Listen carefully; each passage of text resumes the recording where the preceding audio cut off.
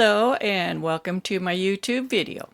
This video is in conjunction with a lace tutorial knit along that I'm doing on Ravelry. There'll be information in the description when the tutorial is available online.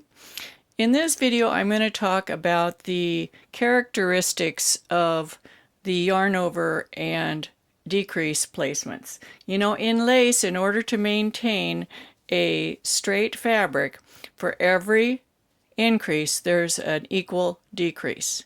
So you can see that they're paired here. Now they don't always have to be right next to each other, and I'm going to show different examples of that in just a minute. But this is a first swatch, and this is just basic, showing if the yarn overs go straight up and the decreases are right next to them, and these happen to be leaning away, these are leaning towards. I changed them from bottom to top, so the bottom of this is with them leaning away from the yarn overs. The top is with them leaning towards the yarn overs. So let's see what that does in the fabric. So this is just straight up and down increases and decreases. And yes, it makes straight up and down lace yarn over patterns. And here you can see that the decreases, let's get this bigger. You can see that the decreases are leaning away from the yarn overs here. And up here, we can see that the decreases are leaning towards the yarn overs. It's really not very significant in this particular lace pattern. So that is the first one we're going to look at. The next one is the same thing. The yarn overs are going straight up the middle, but then I staggered the decreases over. And because they stagger over, we end up adding a double decrease. So we still have one yarn over associated with each decrease. Here's a double decrease, so it's taking 3 stitches and turning them into 1, so it has to be associated with 2 yarn overs. So this particular swatch is going to look like this. So you can see here the yarn overs are still going straight up. I had it upside down. The yarn overs are still going straight up, but here are the decreases moving away. And you can see that this causes motion in the way the stitches are. So when in the position, the relative position, you can see these are SSKs, and they move the stitches over the tops of these knits.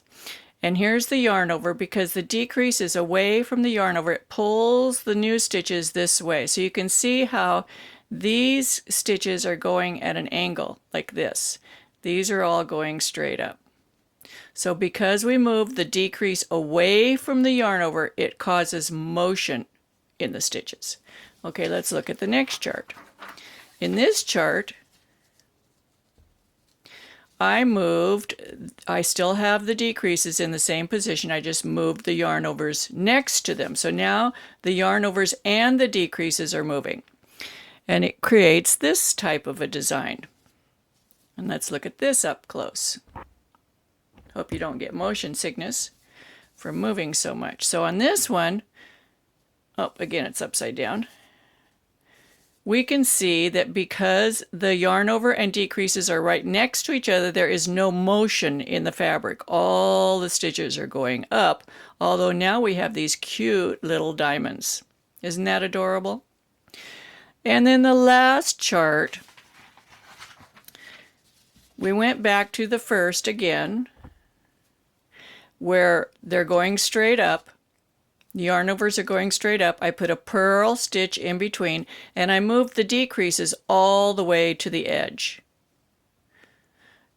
And because they're moved to the edge, it creates a double decrease. So we have 2 yarn overs associated with a double decrease. Same thing here, 2 yarn overs, double decrease. So let's see what this fabric looks like. It's the most fun because the yarn overs are a distance away from the decreases. So this is what it creates, and I just love this one.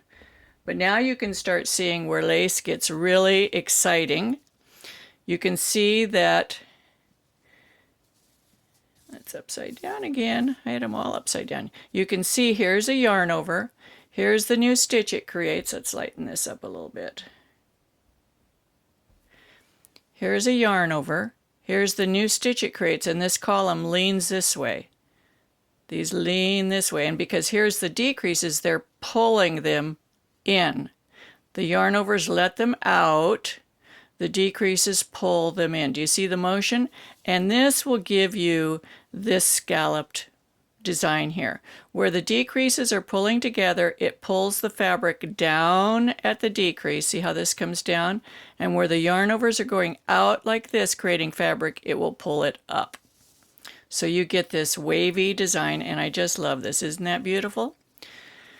Again, this is in conjunction with a knitting tutorial I'm doing. This is in the very first section on basic lace.